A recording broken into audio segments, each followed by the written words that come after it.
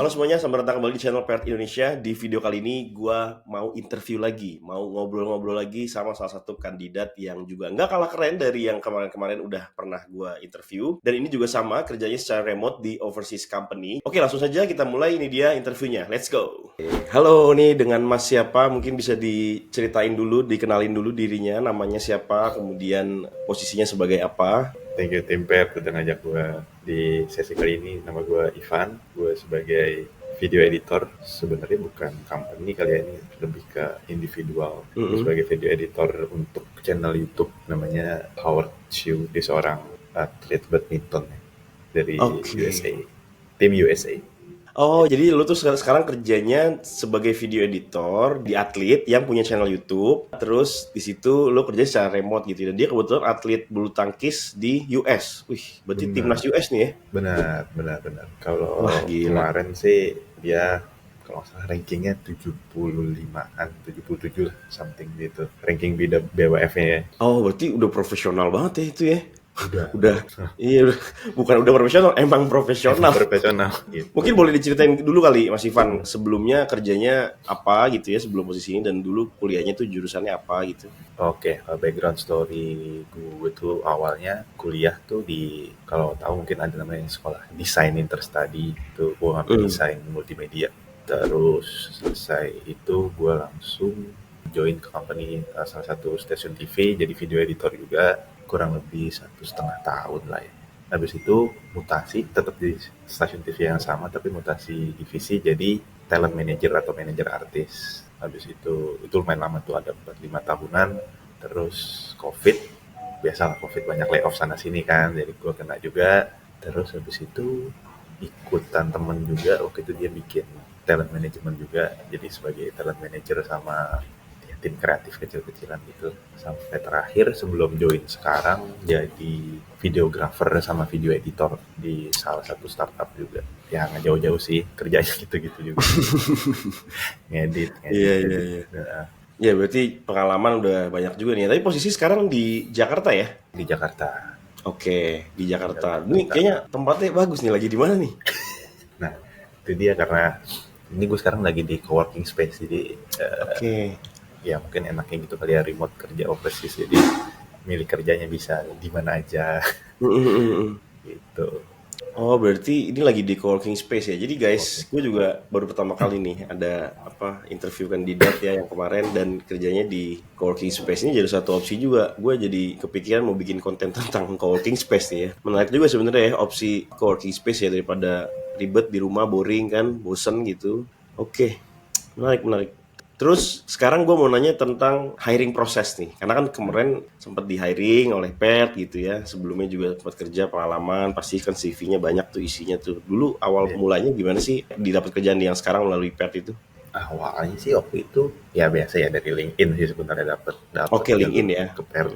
Jadi waktu itu apply, lagi nyari scrolling LinkedIn, terus nih apa nih, Per looking for video editor for YouTube channel, dalam kurung remote overseas. Wah, Hmm. seru nih remote overseas gitu kan. Terus juga pas what will you do-nya content about sports, terus develop YouTube channel gitu-gitu, kayak oke nih, seru nih gitu. Terus ya udah biasa ngirim CV lewat Per, sampai akhirnya dibalas lah sama tim Per waktu itu, sama Mas Gista ya kalau nggak salah. Oke, Balas bisa. email, terus sempat chat-chat kayak ini ada step selanjutnya interview, tapi gue kayak ngupload rekaman interview gue gitu ke ya mungkin ke ininya Pert kali ya, apa kayak platformnya Pert sendiri kali ya. Jadi kayak ngupload rekaman, jadi ada beberapa pertanyaan kayak perkenalan diri, terus juga latar belakang, terus gimana cara gue kerja sebagai video editor, waktu itu pertanyaannya kayak gitu lah, kurang lebih kayak gitu sih. Terus sampai, nah dari situ dapatlah assessment video. Jadi habis kirim video interview itu langsung kayak 3-4 hari kalau nggak salah, pas seminggu dapat video assessment, disuruh kerjain nih tugas gitu untuk ngetes seberapa dalam pengetahuan video editing gue. Nah waktu itu calon bos gue waktu itu adalah pemain bulu tangkis, dan jadi dia kayak nge-review produk gitu, sepatu dari Yonex, sepatu bulu tangkis. Jadi gue bikin lah videonya, ada semua tuh Oh iya. guide-nya, materi-materinya udah dikirim, jadi gue tinggal ngikutin guide-nya dari dia, semuanya tuh terserah gue lah. Nah dari video assessment itu gue kirim kurang lebih 2 bulan di ghosting Hmm. gitu, karena gue nggak tahu tuh waktu itu, wah gue sempat mikir wah kayaknya nggak keterima deh, tapi masa sih nggak ada kabar gitu kan. Oh ya udah deh, sampai akhir kalau saya 2 bulan deh, jadi bulan Juli apply, akhir Juli, terus video assessment itu sampai Agustus, September, Oktober pertengahan baru dikabarin sama Mas Gista, halo Mas Ivan apa kabar ya, masih ingat kan gitu gitulah.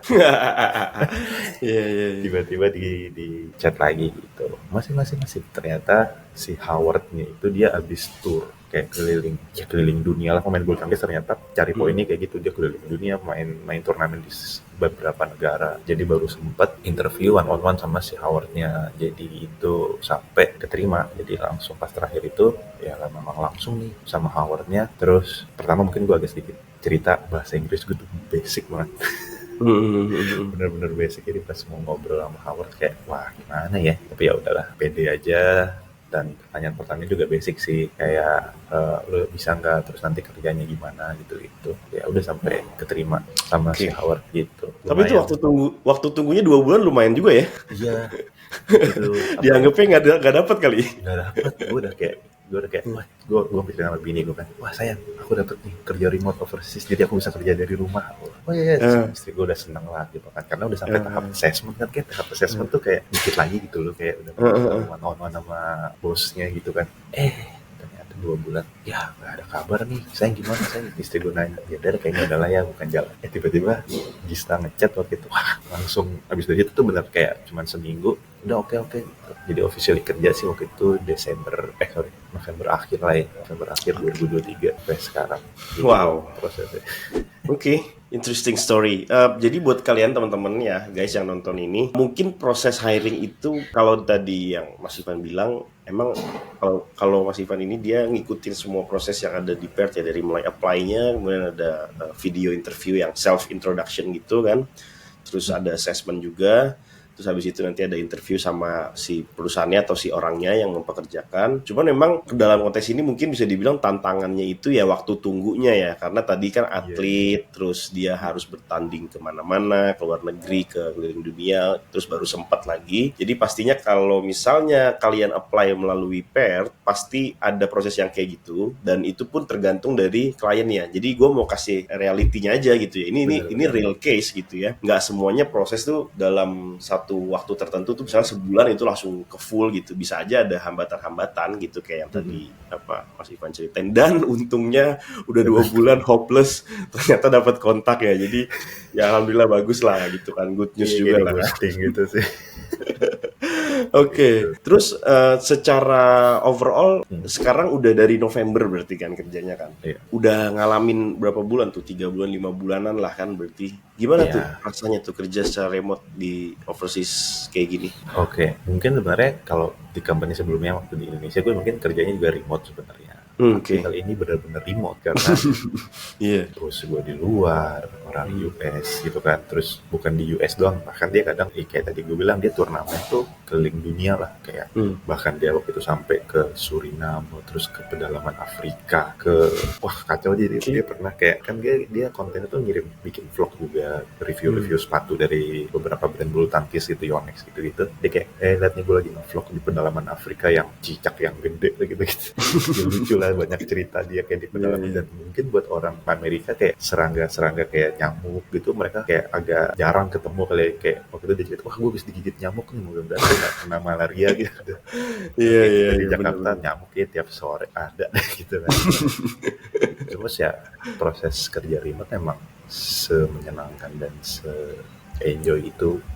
Kayak mungkin sekarang bisa ngeliat gue kerja di coworking space gitu, karena istri gue juga kerja deket sini, jadi gue tiap hari kerja berangkat bareng istri, ngedrop istri di kantor terus ke sini gitu. Jadi kadang kalau misalnya habis ngedrop istri tapi anak-anak di rumah masih sekolah, terus mau dijemput, gue jemput anak dulu gitu. Bahkan kadang kalau misalnya gue bisa nganter anak-anak dulu pagi-pagi sebelum berangkat, gue anterin. Jadi kayaknya kerja remote tuh buat kita ya, bapak-bapak yang punya anak, kayaknya sangat amat menyenangkan gitu, kayak bisa ngabisin waktu sama anak-anak tuh lebih banyak kayak kalau buat gue sendiri gitu. Jadi sama keluarga tuh lebih istilahnya work life balance-nya ada gitu kalau kerja remote tuh. Ya, Ya itu enak gue lah. sering bahas juga guys di video di channel ini ya. Jadi memang benefit dari apa ya, remote working ini memang sejatinya ini too good to be true ya. Dan ini bisa di adjustmentnya tuh levelnya bisa diganti-ganti gitu tergantung status hidup kita. Kalau jomblo gimana, kalau udah punya istri, udah punya anak gimana, itu bisa di set sedemikian Bener. rupa kayak Mas Ivan tadi cerita gitu ya. Ya intinya memang secara umum remote working itu memberikan fleksibilitas kali ya dan juga kebebasan yang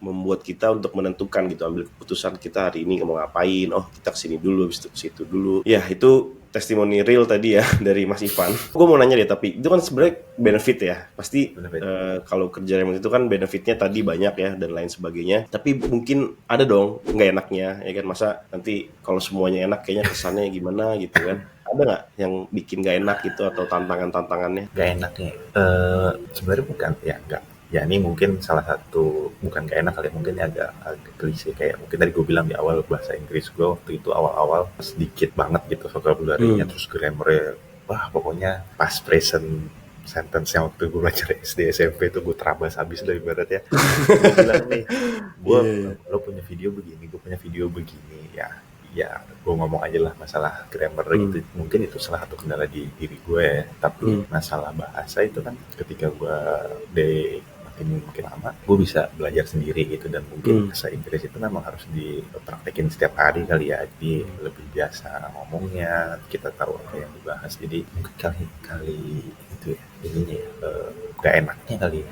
Kalau Hmm. masalah jam kerja enggak juga, malah kayaknya sebulan ini nih, bulan Juni, karena agak sedikit lelo gitu, jadi kayak kerjaan editnya lagi nggak ada, bisa dibilang nggak ada, karena mungkin gue cuma ngedit biasanya long form video YouTube, sekarang paling cuma ngedit konten untuk reels, terus Hmm. revisi video yang lama gitu untuk di post nanti, tapi nggak yang kayak gerbak gedebuk gitulah yang biasa waktu mungkin dulu gue di perusahaan sebelumnya di Indonesia tuh kan, kayak lu minggunya harus kelar sekian ya, 2 video atau 3 video gitu. Mungkin sama Howard mungkin juga karena dia masih ngebentuk lah channel YouTube kayak gitu, jadi masih pelan kali itu ya.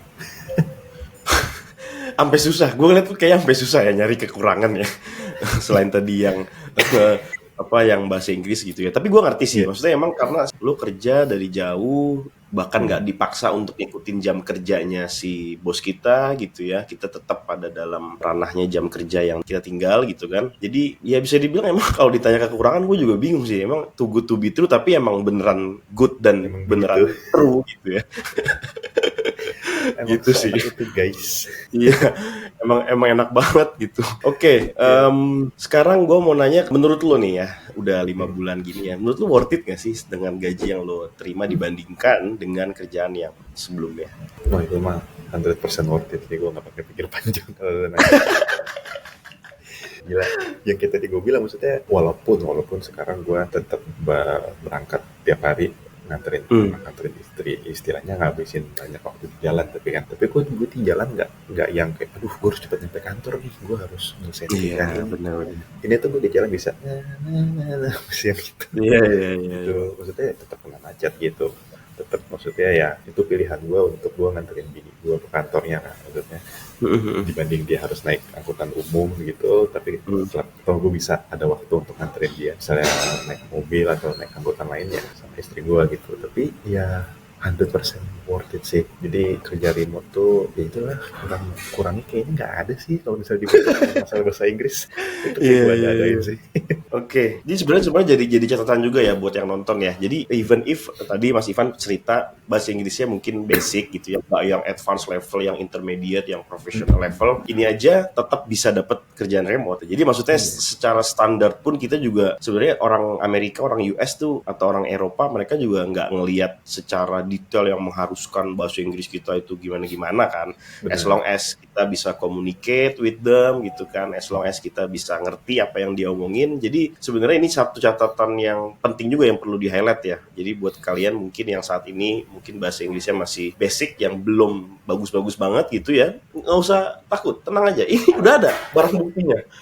Barang buktinya udah ada, Tapi dapet nih masuk tapi kerja emang gitu bener kan. sih, maksudnya mungkin tadi yang mau gue baris bawahin, communicate ya, maksudnya Hmm. komunikasi. Apapun itu, lo punya masalah, lo punya kendala dalam kerja. Gue waktu itu ada beberapa kendala, masalah kayak istilah-istilah, kayak masalah istilah-istilah sepatu, istilah-istilah raket, Hmm. istilah-istilah dalam Hmm. bulu tangkis. Sebenarnya gue ngerti basic bulu tangkis, cuman kan ya mereka ada istilah-istilah lainnya dan Hmm. penyebutannya itu dalam bahasa Inggris. Jadi kayak ini apa ya sebenarnya? Maksudnya ini apa? Ini bagian yang apa? Bagian mana gitu? Kayak ya lu tanya aja gitu. Pun misalnya mereka Hmm. bilang, oh sorry, malah dia malah yang bilang, oh sorry, gue lupa ngasih tahu gitu. Maksudnya mereka malah yang kayak menganggap itu hal yang wajar, kayak kita orang Indonesia terus mungkin bahasa Inggrisnya dia tahu kurang gitu, tapi gue bukan malah jadi masa bodoh bahasa Inggris gue, tapi gue tetap belajar gitu. Tapi in the meantime gue juga tetap banyak nanya ke masalah terus bulu tangkis, masalah poli Hmm. gitu. Jadi Hmm. yang penting komunikasi sih. Misalnya lo ada lagi ngedit tiba-tiba, wah gue blue screen nih kalau gue, terus misalnya gue ngedit aplikasinya Force Squid berapa kali, bener-bener gue fotoin blue screen pakai handphone, ini lagi blue screen nih Hmm. handphone gue, ini gue lagi bongkar, ini gue lagi gitu. Jadi bener-bener bos tuh yang pengertian banget gitu. Kayak dia udah bilang kayak lo ada masalah urusan keluarga atau anak atau istri, kalau misalnya lo mau izin kan ya tiap hari gue akan meeting sama dia gitu, jam berapa, bisa jam malam sih, jam 9 atau jam 10. Hmm. Kalau lo mau agak telat bilang kenapa, kasih tahu. Jadi ya intinya memang komunikasi memang harus diutamain, bukan komunikasi lo harus bisa bahasa Inggris ya, tapi komunikasi ada masalah apa gitu. Wah iya ya, gila juga ya. Berarti emang sebenarnya secara keputusan tadi ya, mereka itu kalau di luar ya, itu tuh mereka level pedulinya tuh beda sama bos di Jakarta atau di Indonesia. Kalau mereka tuh memberikan kepercayaan dan kebebasan ke kita untuk kalau kita ada family circumstances, let's say gitu ya. Kalau misalnya ada sesuatu yang kita berhalangan untuk kerja, kita tinggal ngomong aja gitu kan. Habis itu ya mereka ngerti, bahkan mereka nggak propose bahasanya gitu ya, mendorong kita untuk bilang Benar, kalau ada benar, apa-apa gitu kan. Kalau di sini kita benar, dicurigain mulu gitu. benar banget lagi. Oke, gue sekarang mau nanya terkait productivity. Karena kan lu udah 5 bulan nih mas ya. Awalnya gimana sih lu menyesuaikan dengan culture-nya sama si atlet ini gitu ya. Apalagi kan ini kan sebenarnya bukan, nggak bisa dibilang company juga ya. Sebenarnya Iya, ya lo kerja ngikut Mas Howard ini kan. Itu gimana sih iya. awalnya culture-nya, dia ngasih taunya cara kerjanya segala macem. Menyesuaikannya gimana tuh lu? Awalnya tuh gini, dia bilang kayak kita sepakat ya, untuk day limitnya touch base itu tiap hari weekdays, jam berapa dulu tuh jam 10 pagi ya. Jam 10 pagi biasanya tuh sampai jam 12, kadang bisa lebih Hmm. ya, tapi kadang nggak lebih sampai jam 1 lah, karena dia di US tuh biasanya kalau udah jam 1 berarti itu dia jam 11 gitu kan. Nanti tuh jam 11 tuh kayak, oh gue harus tidur, namanya atlet kan, dia kayak harus bangun pagi gitu. Jadi dia bilang tuh, gue keseharian gue begini, jadi waktu-waktu kosongnya gue tuh begini. Dan dia selain atlet juga dia konsultan bisnis lah di top 4 apa namanya EY. Jadi benar-benar Hmm. orangnya terorganisir gitu, perfeksionis. Pas waktu itu pernah ada satu kejadian yang gue nggak tahu nih. Jadi di Hmm. US ternyata ada kayak semacam changing time zone ya kalau nggak salah. Jadi Hmm. jamnya tuh maju. Nah biasanya jam 10 tiba-tiba ini changing time zone nih, jadi maju. Jadi yang biasa jam 10 jadi jam 9. Gue nggak tahu. Nah, terus dia Hmm. waktu itu sempat bilang, lo kemana? Kok telat? Udah berapa hari ini kok telat terus? Telat sampai 1 jam. Terus gue bilang, nah telat sampai 1 jam. Oh, lo nggak tahu ya? Ini nih. Jadi dia buka Google gitu. Ya nih ada ini, jadi changing time zone. Jadi selama summer kayak dimajuin gitu lah. Oh, itu benar. Itu gue baru tahu tuh. Hmm. Gitu. Oke deh kalau masalah itu. Jadi waktu itu dia pindah langsung. Atau enggak kita pindah ke malam aja. Kayaknya kalau malam gue bisa lebih produktif lagi. Dia bilang gitu. Jadi sekarang malam jam 10. Dan itu paling cuma setengah jam sih. Jadi meetingnya jam 10 setengah 11. Nah gue ngerjain editingannya tuh biasanya siang nih kayak sekarang nih. Bisa kadang gue start Oke. tuh jam 1, jam 6 lah. Biasanya di sini nih, kadang di coworking space, kadang di rumah, atau kadang di cafe gitu. Dan biasanya 5 sampai 6 jam gue ngedit. Pun misalnya nanti ada kurang, ya gue lanjutin nanti deket-deket pas mau meeting sama dia. Jadi sambil meeting gue sambil nanya tuh, biasanya gue Hmm. sisain apa yang gue bingung gitu. sambil meeting gue tanya ini apa, ini gimana. Jadi memang benar-benar komunikasinya tuh benar-benar harus seintens itu, karena kan ya perbedaan waktunya juga ngaruh kan. Iya, Tapi iya. kalau misalnya ada trouble ya harus dikasih tahu ke dia gitu. Tapi nggak ada masalah sih sebenarnya untuk nyesuaiin jam kerjanya. Iya, Mungkin iya, malah iya. lebih ke itu yang tadi gue bilang, lebih ke enak di guanya. Karena apalagi kalau Oh dia iya. lagi lebih ke turnamen itu dia kan keliling ya, misalnya kayak ke Afrika sana atau ke Eropa atau ke mana, ya benar-benar dia kayak dia fokus ke match pertandingan, nggak ada waktu meeting kan sama gue gitu. Jadi Hmm. ada yang seminggu gue kerja gitu. Paling ya maksudnya kerja, tetapi kerjaan materinya minim banget, kayak tadi cuma ngedit-ngedit reelsnya dia, TikToknya dia gitu sih. Lebih ke situ sih. Tapi kalau misalnya memang lebih banyak ya fair juga, banyak editingannya gitu. Iya, iya, iya. Berarti intinya sebenarnya kalau ngomongin menyesuaikan dengan culture mungkin banyak kesepakatan-kesepakatan ya di awal ya yang di set gitu ya. Iya, Sehingga ada level understanding yang sama itu kan dan effort yang sama karena dia juga mobile gitu ya. Dia tuh hidupnya kayak iya, mobile juga kan. Berarti dia bener. sebenarnya remote working mobile gitu juga. Jadi ya karena dia udah pengalaman remote gitu kan. Secara culture dia nge-set ke ya ke lo dan ke timnya kayak gitu gitu. Sebenarnya enak juga Iya. ya. Ini menurut gue juga baru nggak nih. Menarik juga nih atlet gitu ya konsepnya ya. Ya, tapi tahun ini dia tahun terakhir sebagai atlet. Jadi dia pensiun. Jadi Olimpiade kan nih Paris nih Iya. 2024, Olimpiade terakhir dia, sekaligus ya mungkin ada match terakhirnya dia juga di sana gitu. Jadi habis itu dia Oh, udah oke. fokus buat YouTube sih dia bilang.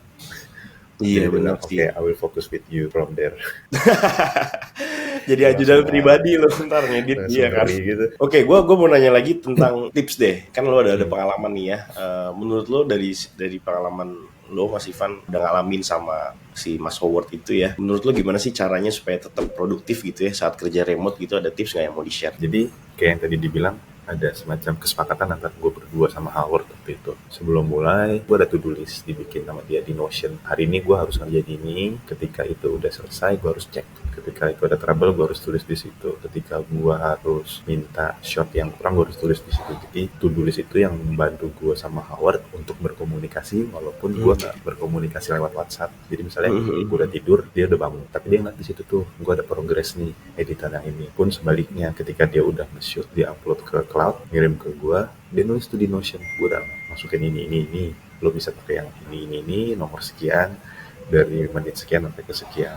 Jadi itu tips-tips yang mungkin bisa dipakai. Sama kalau tips gue pribadi ya itu sih, banyak nanya ya sama si Oke. bos lo sama tim lo atau klien lo kalau untuk kerja remote, karena kita kan nggak tahu ya maksudnya kebutuhan mereka ketika kita nggak ada, maksudnya kita lagi tidur gitu, maksudnya ketika kita lagi tidur apa yang dibutuhin gitu. Takutnya mereka butuh data apa tapi mereka tahu kita lagi tidur, mereka juga nggak enak kan mau bangunin, tapi kita juga nggak enak nih, ternyata harusnya bisa kita kasih tahu gitu. Jadi mungkin kayak gitu sih, jadi kayak semacam bikin checker to do list yang di based on cloud kayak tadi, itu bisa pakai Notion sih itu sama Howard. Oke, itu benar sih, itu to the list ya. Terus checker itu it's quite helpful juga sih karena gue pun pakai itu ya. Dan dalam kerja remote konteksnya memang karena kita nggak daily basis communicationnya bahkan nggak langsung ya. Jadi pointers, checkers, to do list yang bisa dilihat secara bersama-sama itu ya. Antara kita sama bos kita itu udah nggak bisa ditolak, itu udah harus dipakai terus lah itu. Itu Iya, ngebantu banget sih. Malah waktu iya. itu pernah gue udah cek gitu terus di checker, terus dianya yang kayak udah lupa gitu kan, oh sorry Oke. ya mungkin dia juga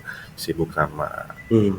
urusan dia sendiri. Oh ya gue lupa ngisi checkernya gitu, maksudnya ya Hmm. bos gue ini juga maksudnya yang orang yang lupaan juga gitu, jadi sampai oh iya sorry gue lupa nulis ini, gue lupa provide lo ini gitu. Jadi ya sama-sama Iya. mengerti aja sih gitu. Iya, iya, iya. Oke, seru juga ya. Terus rencananya nih, lu udah melihat tadi pengalaman kerja secara remote bareng atlet gitu ya, bareng Mas Howard nih. Gue manggilnya pakai Mas lagi. Uncle. Gue mau nanya deh, lu dengan fakta-fakta yang udah lu alami gitu ya, dengan proses-proses yang udah lu lewatin, yang lagi lu jalani. Sekarang lu rencananya mau kerja remote terus nggak sampai kapan gitu? Mau masa depan lu pengen lanjut terus nggak? Sangat amat, maksudnya pengen, maksudnya pasti pengen punya bisnis yang lebih lain gitu, tapi Mm-mm. sementara ini mungkin looking forward 5 tahun ke depan kayaknya kerja remote ini sangat menjanjikan ya buat gue pribadi. Kayak yang tadi gue bilang, gue bisa se-fleksibel itu ngatur waktu sama keluarga gue. Bahkan gue udah ngerekomen ini, lu kerja remote deh, lu cari kerja remote deh kerjaan remote tuh banyak, itu gue udah rekomend ke istri gue sendiri, ke adik gue sendiri. Kan istri gue kan juga dia sekretaris ya, maksudnya sekretaris tuh kan kalau untuk kerja overseas masih kayaknya lebih simple ya gitu ya Mas Billy ya, Iya, gitu. iya, Sebagai iya. virtual assistant, oke, balas-balasin email, balas-balasin apa, scheduling gitu kan, maksudnya itu lebih simpel. Gue udah bilang itu ke istri gue dan bilang, cari di Pair gitu, di Pair tuh banyak banget virtual assistant ataupun admin. Terus gue juga dibilang ke adik ipar gue kayak di accounting, cari di accounting di Pair tuh banyak banget, mau company dari mana aja gitu banyak. Terus dia kayak tapi takut sistemnya beda gitu gitu, ya diobrolin dulu. Kalau kita nggak nyoba kita nggak tahu gitu, maksudnya Betul, betul. nggak apply, terus misalnya udah di apply, udah diterima, terus sistemnya beda nih, oh siapa tahu bisa di sinkron gitu kan istilahnya. Jadi ya kalau kita nggak tahu, sama mungkin gue waktu itu juga gitu ya, awal untuk mencoba kerja remote kayak gitu, kalau nggak dicoba nggak ada yang tahu gitu sih. Jadi wah guys, kerja remote worth it guys. Gila, keren, keren, keren, keren. Wih, keren, keren, keren. Oke. Enak sih Nice. gitu. Oke, ya gue juga baru pertama kali tadi dengar cerita lu, lumayan banyak juga ya yang diceritain, dan hopefully guys ini buat teman-teman yang nonton ya, ini bisa jadi inspirasi, jadi knowledge juga bahwa kerja remote melalui PERT itu memang secara variasi mungkin banyak ya. Dari kemarin juga kan gue sempat bikin tuh beberapa video ya, dan setiap orang punya keunikan experience-nya masing-masing, dan itu justru yang menarik dari kerja remote, karena bisa saja nanti kalau kalian apply dan kalian dapat itu pengalamannya beda lagi gitu. Gue sih jujur-jujurnya juga setuju ya sama lo Mas Ivan, karena kalau ditanya sekarang ya kerja remote udah no brainer menurut gue, itu udah jawabannya udah paling mudah gitu, yes gitu ya jawabannya tuh. Kalau ditanya worth it apa enggak udah auto semua, yes yes yes yes gitu ya. Enak lah, kayak speechless kalau mau ngomongin kerja remote tuh, kayak banyak enaknya gitu. Iya, iya. Oke guys, paling itu mungkin dari gua Mas Ivan. Thank you banget nih udah ngobrol-ngobrol, cerita-cerita banyak ya. Oke, thank you juga ya Mas Billy. Mungkin dari tim PER juga, thank you. Mungkin karena PER juga sekarang bisa kerja overseas dan remote. Jadi sekali lagi, remote is fun and remote is worth it guys. Oke guys, mungkin itu aja dulu video kali ini. Buat kalian yang saat ini sedang tertarik dan sudah nonton video ini sampai di titik ini, dan kalian pengen apply kerja secara remote di overseas company biar kayak Mas Ivan bisa kerja di coworking space, kerja bareng atlet tuh ya, yang atletnya bentar lagi jadi YouTuber itu. Kalian silakan cek lowongan yang ada di kolom deskripsi di bawah, karena PERT menyediakan banyak sekali lowongan yang bisa kalian apply. Sesuaikan saja dengan skill dan pengalaman kalian. Linknya ada di kolom deskripsi di bawah, jadi silakan dicek ya, biar kalian bisa meneruskan legacy dari Mas Ivan nih, biar makin banyak orang-orang yang gue interview nanti ya. Oke, mungkin itu aja untuk video kali ini. Jangan lupa di like video ini apabila kalian menyukainya. Jangan lupa juga di subscribe channel ini buat kalian yang pengen nonton video-video kayak gini lagi selanjutnya. Diaktifkan juga bell notification-nya supaya kalian gak ketinggalan saat ada video baru di upload. Terima kasih sudah menonton video ini. Gua Billy Dolmen dan Gue Ivan. oke, sampai bertemu lagi di video selanjutnya. Dadah. Thank you, Billy.